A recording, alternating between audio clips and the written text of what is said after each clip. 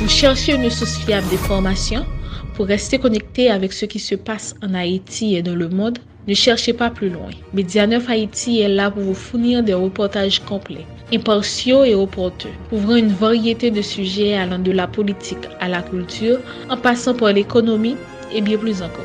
Et maintenant, nous sommes fiers d'annoncer notre partenariat avec Akaro, une plateforme innovante qui offre un accès facile à des contenus variés en ligne. Grâce à ce partenariat, Média 9 Haïti et Akaro s'associent pour vous offrir une expérience médiatique enrichie, avec une gamme étendue de contenus de qualité accessibles en un seul endroit. Restez informés, éduqués et inspirés avec notre collaboration unique. Découvrez les dernières actualités, explorez des sujets intéressants et plongez dans des histoires qui vous captiveront. Le tout sur Média 9 Haïti via Akaro. Média 9 Haïti et Akaro, ensemble pour vous offrir le meilleur de l'information et du divertissement. Restez branchés et ne manquez rien. Information fiable, rapide et complète, ne cherchez pas plus loin. Média 9 Haïti est là pour vous fournir les dernières actualités locales et internationales. Suivez-nous sur Facebook, Twitter X et Instagram à Média 9 Haïti. Écoutez nos émissions radiophoniques pour des informations en direct. Média 9 Haïti, l'information qui compte au moment où cela compte le plus. Média 9 Haïti, le rendez-vous incontournable de l'information. Vous êtes connecté à l'essence même de l'actualité haïtienne. Chaque jour, du lundi au samedi, c'est 30 minutes d'information entre 6h du matin, midi et 16h. Restez à l'écoute pour des nouvelles fraîches, des analyses percutantes et des reportages exclusifs. Média 9 Haïti, là où l'information prend vie, où les voix de la nation se font entendre. Nous sommes votre lien avec le monde, avec notre cher Haïti. Bonjour, bonsoir tout le monde. Aujourd'hui, c'est lundi 17 juin 2024 là. Bienvenue dans le journal Causa. Mes principales informations qui dominent l'actualité dans le pays d'Haïti. Moins passé une semaine après installation yo, ancien sénateur Soel Jacinthe signataire accord 21 décembre dit la obtenu résultat concret dans le domaine sécurité et la santé dans men nouveau gouvernement transition. Nouveau gouvernement gagné bénéfice du doute, mais il doit commencer poser action pour capable joindre confiance population d'après porte-parole parti Debout Citoyen pour souveraineté d'Haïti. Bonne gouvernance et stabilité politique avec établissement sécurité, ta doué chantier prioritaire nouveau gouvernement transition d'après ancien député circonscription Marigoa. Plateforme organisation haïtienne cap défendre droit monio dénoncer droit timonio qui participent violé en Haïti par rapport à la troublai gang exam a installé dans différents quartiers populaires zone métropolitaine Port-au-Prince. Collectif défenseur plus dit la constater avec un pile indignation dans conditions autorité dominicaine yo continue à déporter migrants haïtien yo. Premier ministre Gaye Koni installé ancien ministre éducation nationale et formation professionnelle là Nespi Maniga comme directeur cabinet li et puis ancien ministre justice et sécurité publique là comme secrétaire général la primatia. C'est titre avec divers cotes nous allons développer pour dans journal Cœur cap venir arrêter branché.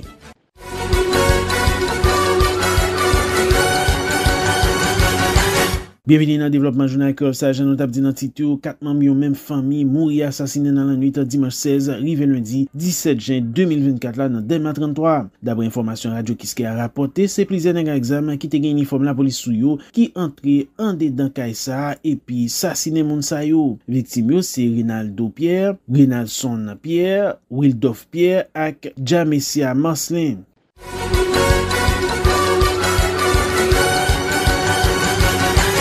Dans le chapitre politique, ministre économie et finance, gouvernement transition, Kathleen Florestal prend fonction en place Michel Patrick Boisvert pendant une cérémonie premier ministre Gaye Koni dirigé. Dans le discours li prononcé dans l'occasion, chef gouvernement transition félicité ministre économie et finance sortant et puis il dit il compte sur capacité et expérience nouveau ministre là pour renforcer réforme finance publique là pour lever gros défis yo. En côté premier ministre Gaye Koni qui a apporté plus de détails pour nous.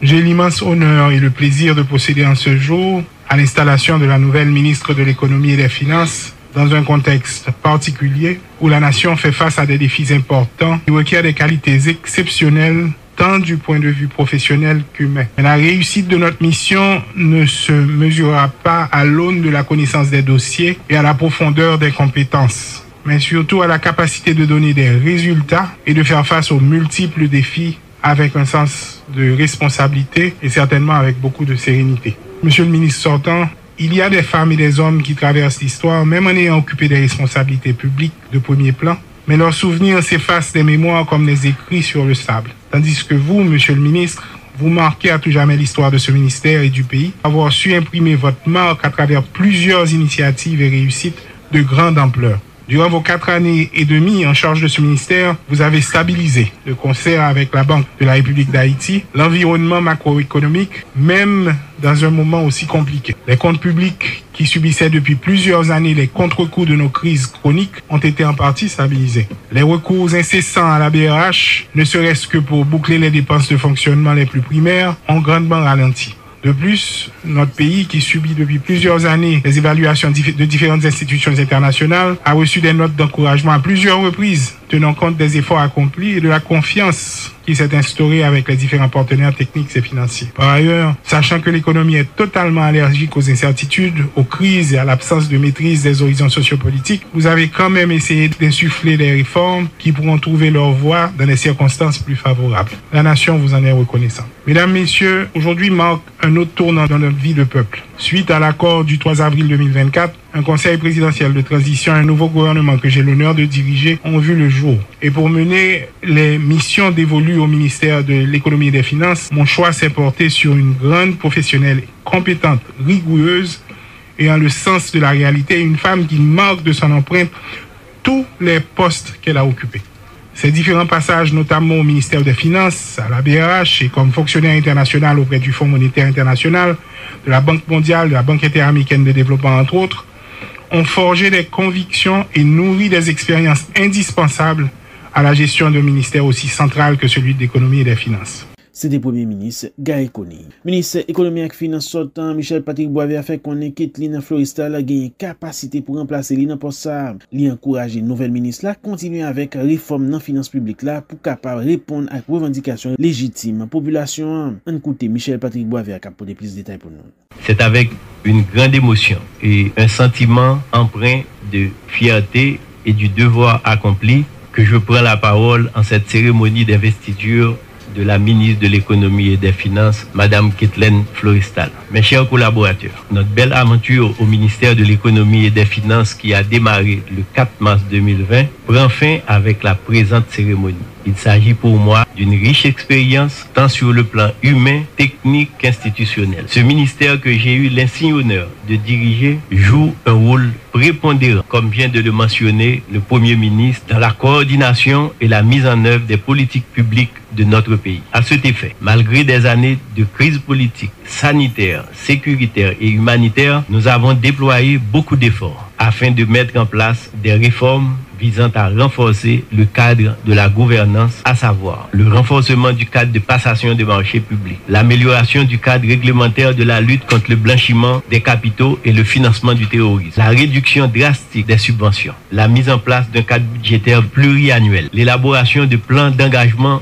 de dépenses et plans prévisionnels de passation de marché, la réduction du financement monétaire, l'accroissement des ressources domestiques grâce à la hausse des recettes douanières en particulier, la rationalisation des dépenses publiques et le renforcement de la transparence, du contrôle et de la lutte contre la corruption, l'amélioration du système national de protection sociale, pour ne citer que cela. Je voudrais exprimer à l'ensemble de mes collaborateurs toute ma reconnaissance et de témoigner ici que ce ministère, malgré le départ massif des cadres vers l'étranger, est doté de cadres compétents, armés de courage et de sens de sacrifice pour notre pays. Les résultats que je viens d'énoncer sont avant tout les vôtres. Je voudrais vous demander d'observer à cet instant une minute de silence et de recueillement à la mémoire des employés victimes sur le lieu de travail ici au ministère des Finances.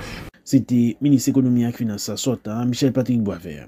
Ministère planification et coopération externe et puis économie et finances joue un gros rôle dans la relance économique pays d'après Madame Floristal qui comptait sur 6 cadres et employés pour répondre à la mission libre. On écoute Kathleen Floristal qui a apporté plus de détails pour nous. Je voudrais commencer par remercier les membres du Conseil présidentiel de transition et le Premier ministre pour m'avoir confié les portefeuilles du ministère de l'économie et des finances et de celui de la planification et de la coopération externe. Je remercie également le ministre Boisvert et ses prédécesseurs pour leurs conseils judicieux et leurs vœux de réussite et offre d'appui. Je devrais également remercier le Premier ministre et le ministre Boisvert pour les propos élogieux à mon égard ce matin. Je sais que la tâche sera lourde. Je sais qu'il y a beaucoup de dossiers brûlants et probablement beaucoup plus que pendant les dernières années durant lesquelles j'ai collaboré avec le ministre Boisvert. Ces deux ministères, le MEF et le MPC, ont un rôle exceptionnel à jouer dans la relance économique, la création d'emplois et par ricochet la réduction de la pauvreté et le renforcement de la santé physique, mentale, sanitaire de la population. Bref, dans l'amélioration des conditions de vie, dans la lignée de l'accord politique du 3 avril pour une transition pacifique et ordonnée. L'atteinte de ces objectifs exigera une collaboration efficiente entre les différentes entités sectorielles de l'État, un apport important des secteurs privés, la prise en compte des PME et une coordination judicieuse des interventions de nos partenaires techniques et financiers. Nous comptons, dans le cadre de notre mandat, intensifier l'harmonisation des politiques des autorités fiscales, monétaires et financières pour préserver la stabilité macroéconomique et renouer avec la croissance. Chers collègues du ministère de l'Économie et des Finances, je compte sur votre sens du devoir et votre franche collaboration. Je remercie déjà les directeurs généraux et cadres du MEF pour les dossiers déjà transmis, permettant d'avoir, même avant mon installation, une idée plus précise des dossiers en cours et de l'état de la situation des administrations qu'ils dirigent. Nous allons devoir travailler ensemble pour renforcer les procédures institutionnelles, accroître les rentrées fiscales en vue de l'autonomie financière de l'État et améliorer l'offre des services publics. C'est le nouveau ministre économie et finances PIA, Kathleen Floristal.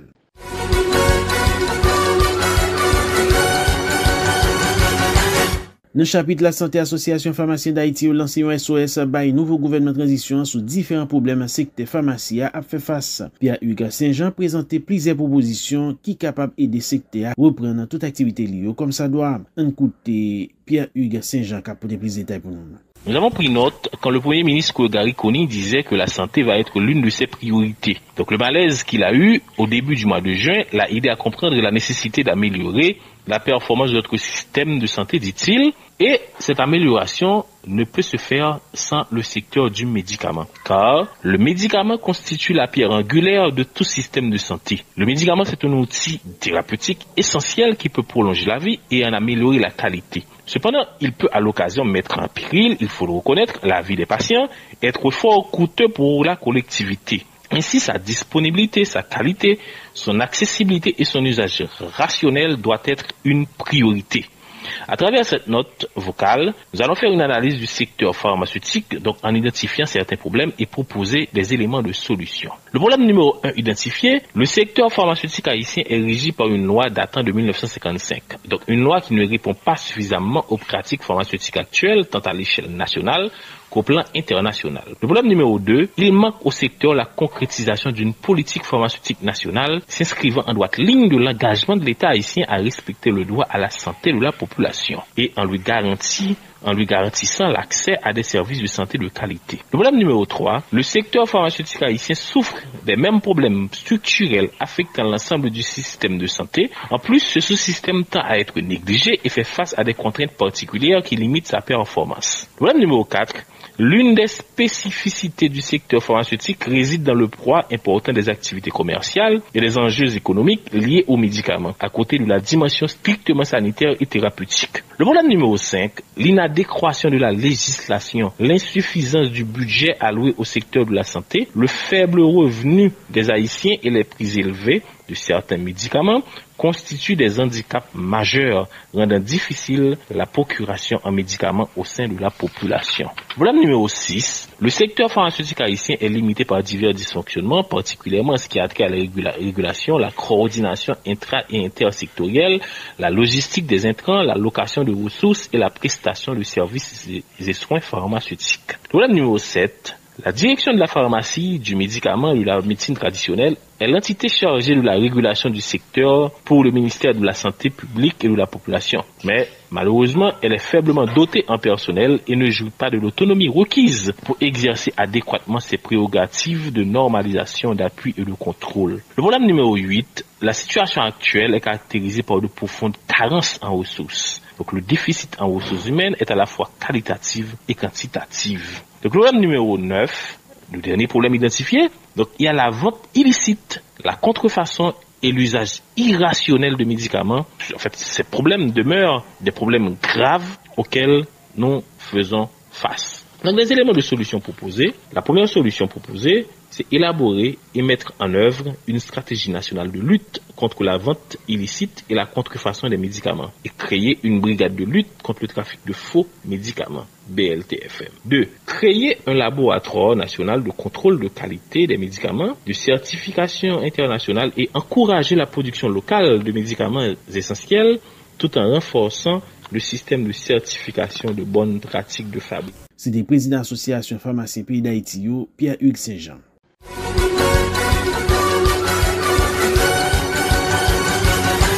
Sans organisation conférence nationale la, même conseil présidentiel transition avec gouvernement, pas kabay, aucun résultat d'après coordonnateur mouvement politique, point final, Ulysse Jean Chenet. Responsable espace national mobilisation Marc-Antoine Maisonneuve exprimé indignation li devant opération la police a mené dans quartier populaire de fait sans parti pris d'après Marc-Antoine Maisonneuve qui plaidait en faveur respect droit monde pendant l'opération yo.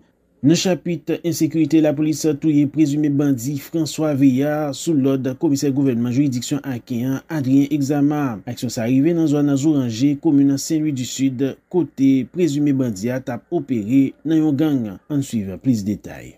La police dans le département Grand s'est arrêté Jonas Lapierre, un citoyen qui est impliqué dans un braquage. Cependant, une opération policière tap mené dans la commune Jérémy, il arrive fait arrestation ça d'après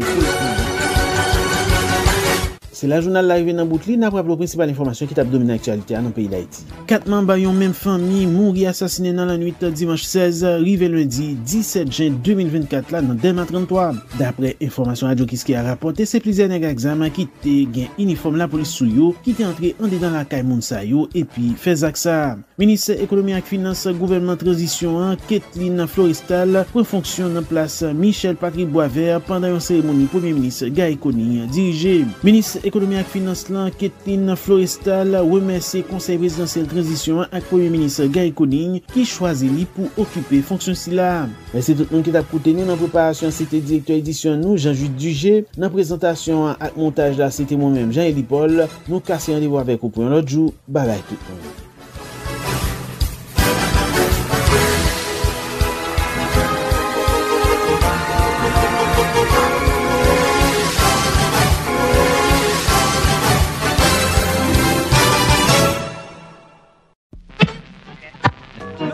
Cherchez une source d'information fiable, rapide et complète, ne cherchez pas plus loin. Média 9 Haïti est là pour vous fournir les dernières actualités locales et internationales. Suivez-nous sur Facebook, Twitter X et Instagram à Média 9 Haïti. Écoutez nos émissions radiophoniques pour des informations en direct. Média 9 Haïti, l'information qui compte au moment où cela compte le plus.